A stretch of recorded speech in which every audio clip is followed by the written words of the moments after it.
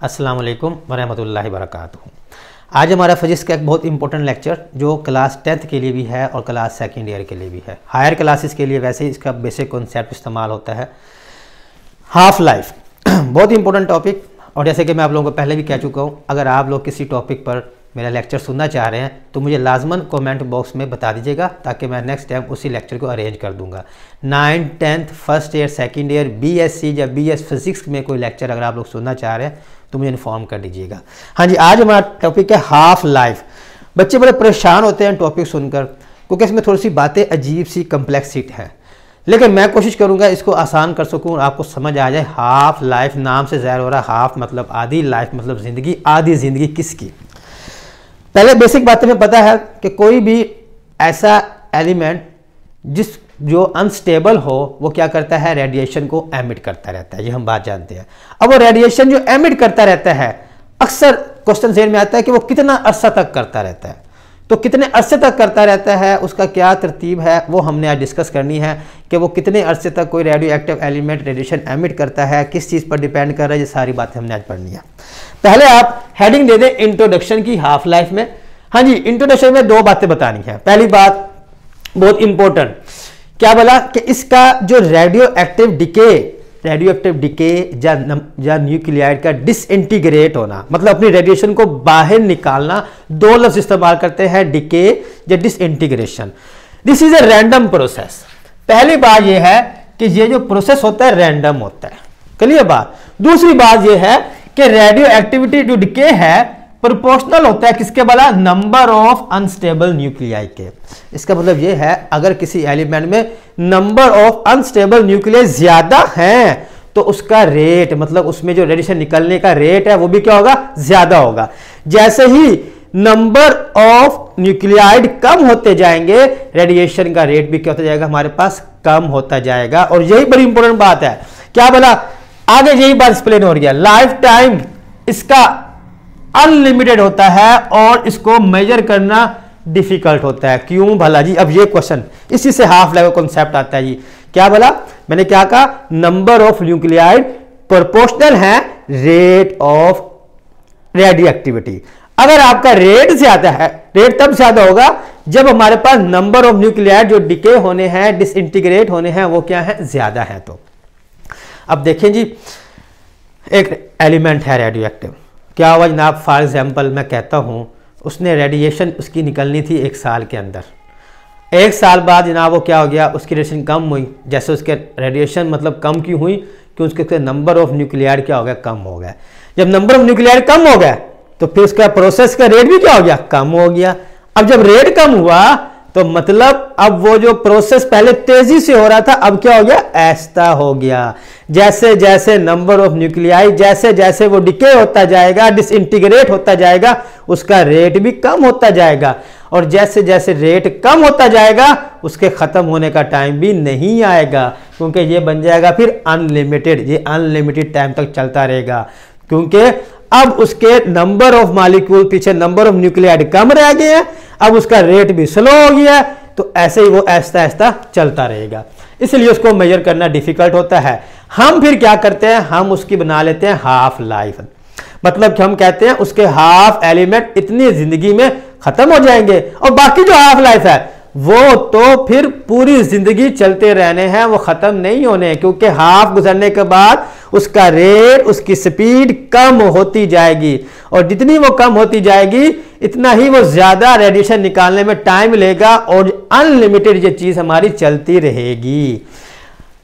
ये आपका half life का concept, the time during which half of the unstable radioactive nuclei disintegrate.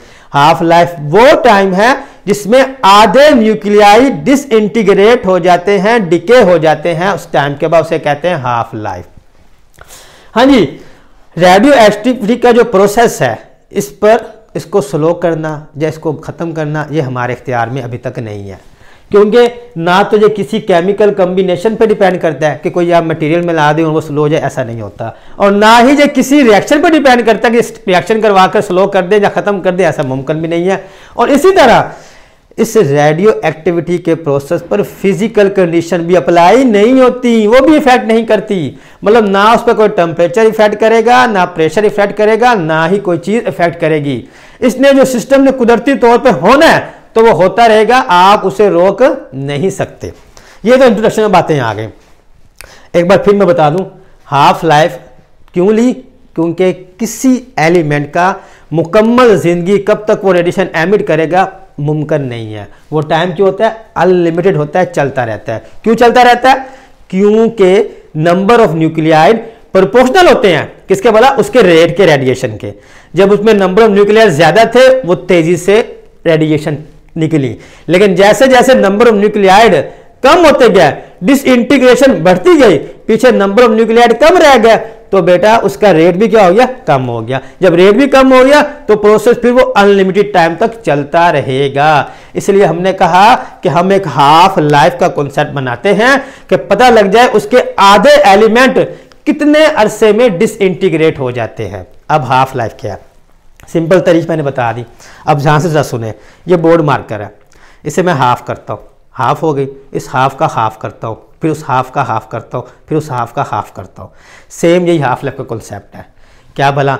एक element है, उसका हाफ लाइफ 1 साल है, 1 साल बाद आधे रह जाएंगे। इसका मतलब ये नहीं कि उससे अगले साल खत्म हो जाएंगे, नहीं, उससे अगले साल वो आधे के आधे, उससे अगले साल आधे के आधे, उससे अगले साल आधे के आधे, मतलब ऐसा आधा आधा कॉन्सेप्ट चलता रहेगा और वो टाइम जो अनलिमिटेड है वो चलता रहेगा। जैसे जैसे नंबर ऑफ एलिमेंट कम होते जाएंगे, नंबर ऑफ न्यूक्लियर कम होते जाएंगे, रेट उतना स्लो होता जाएगा।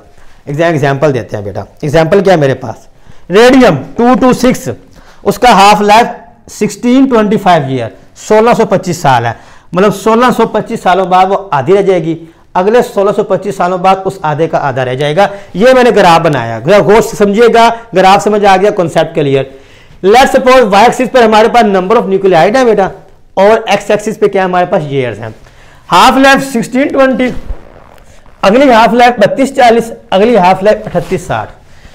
जब ये एलिमेंट जो शो कर रहा है, डब्बा मैंने फिल किया होगा, ये क्या शो कर रहा है? इस टाइम ये मुकम्मल है, अभी तक इसने कोई रेडिएशन नहीं निकाली। जैसे ही उसका पहला हाफ लाइफ गुजरा तो बेटा कितनी रह गया? वो हाफ रह गया। हाफ क्या हो गया? भरा हुआ है, हाफ क्या हो गया? खाली हो गया। जैसे उसका अगला हाफ टाइम गुजरा, मतलब 1620 साल और गुजरे, तो उस हाफ का, ये जो हाफ था, इस हाफ का कितना रह गया? हाफ रह गया।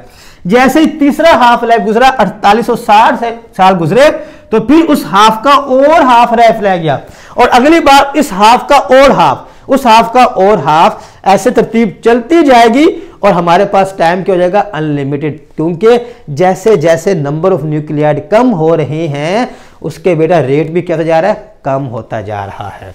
ये हमारे पास ग्राफ है। मतलब 1620 सालों में हाफ रह गया, 1/2 रह गया। 3240 सालों में हाफ का हाफ, 1/4 रह गया। 4800 सालों बाद 1/8 है, अगले सालों में और कम। ठीक है बेटा, ये हमारे पास इसकी तरतीब है कि हाफ का हाफ होता रहेगा, जिससे वो टाइम कभी भी हासिल नहीं होगा और जो जिंदगी भर का प्रोसेस है चलता रहेगा। लास्ट आप हेडिंग दे फार्मूले की डेरिवेशन की। आसान सी बात है बेटा, फर्ज किया हाफ लाइफ को t 1/2 से इंडिकेट किया हुआ है।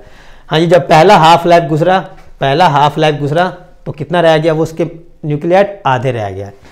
सेकेंड हाफ लाइफ गुजरा तो उस आधे का आधा, मतलब 1/2 मल्टीप्लाई 1/2 क्या रह गया? 1/4 रह गया। जैसे तीसरा हाफ लाइफ गुजरी, थर्ड हाफ लाइफ पास की तो कितना रह गया? 1/2 मल्टीप्लाई 1/2 मल्टीप्लाई 1/2 कितना रह गया? 1/8। ऐसे चलता रहा। फॉर एग्जाम्पल आप कहते हैं जी किसी भी टाइम टी के लिए, 50 के लिए, 100 के लिए, 1000 के लिए, 150 के लिए, कितने हाफ लाइफ गुजरे? टी, किसी भी टी क्या शो करे? कोई भी टाइम, तो क्या बन जाएगा? ये देखें जी फार्मूला 1/2, 1/4, 1/8। ऐसे बेटा इससे फार्मूला बनाते हैं। ये मेरे पास क्या था? 1/2 की पावर 1, ये क्या था? 1/2 की पावर 2, ये क्या था? 1/2 की पावर 3। ये कब का था? पहली हाफ लाइफ का। ये कब का था? दूसरी हाफ लाइफ का। ये कब का था? तीसरी हाफ लाइफ का। मतलब जैसे जैसे हाफ लाइफ बढ़ती जा रही है, 2 के ऊपर पावर भी बढ़ती जा रही है। तो मैं इसका फार्मूला बना लिया, क्या बना? 1/2 की पावर टी। टी किसी के लिए भी है। आप कहते हैं जी 50 हाफ लाइफ गुजरने के बाद कितना रह जाएगा? तो 1/2 की पावर प्लस कितना बन जाएगा? 50 बन जाएगा। तो मेरे पास फार्मूला आ गया, after time t half life 1/2 की पावर t, मतलब जितनी हाफ लाइफ गुजरती जाएंगे ऊपर उस t की वैल्यू पुट कर देंगे। अब इसका बनाते हैं कि फर्स्ट किया ओरिजिनल नंबर ऑफ न्यूक्लियाई मेरे पास शो करते हैं NO, O for original, NO से, N0 से, रिमेनिंग जो बाकी रह जाते हैं उसको रिप्रेजेंट करते हैं कैपिटल N से। तो बेटा सिंपल सी बात है, रिमेनिंग जो रह गया is equal to original multiply जितनी एक उसकी हाफ लाइफ गुजर चुकी हैं, 50 हाफ लाइफ गुजर चुकी हैं मल्टीप्लाई ये, 60 गुजर चुकी हैं मल्टीप्लाई ये। फॉर एग्जाम्पल एक मैं चीज़ की कहता हूँ, मेरे पास क्या था भला, फॉर एग्जाम्पल आप एग्जाम्पल ले लें कि 50 मेरे पास तो ओरिजिनल नंबर, ठीक है, और उसमें मैं कहता हूँ उसका जो हाफ लाइफ था वो मेरे पास गुजर गया 2 की पावर 2 हाफ लाइफ गुजर गई, तो कितना बन गया 50 मल्टीप्लाई 1/4। तो बेटा हमारे पास क्या बन जाएगा 4, इसको क्या कर लें डिवाइड कर लें, उतनी मिकदार जो बाकी बचेगी बेटा वो की जगह हमारे पास बाकी रह जाएगी किसमें भला, उसके रिमेनिंग नंबर ऑफ न्यूक्लियाइड के। और जैसे जैसे नंबर ऑफ न्यूक्लियाइड कम होते जाएंगे बेटा आपकी हाफ लाइफ क्या हो जाएगी, आपका जो प्रोसेस होगा रेट होगा वो भी क्या जाएगा, कम होता जाएगा। इसी तरह वो अनलिमिटेड टाइम तक चलता रहेगा। ठीक है बेटा, अगर वीडियो अच्छी लगे तो चैनल को सब्सक्राइब लाजमी कर दीजिएगा। ओके, अल्लाह हाफिज़।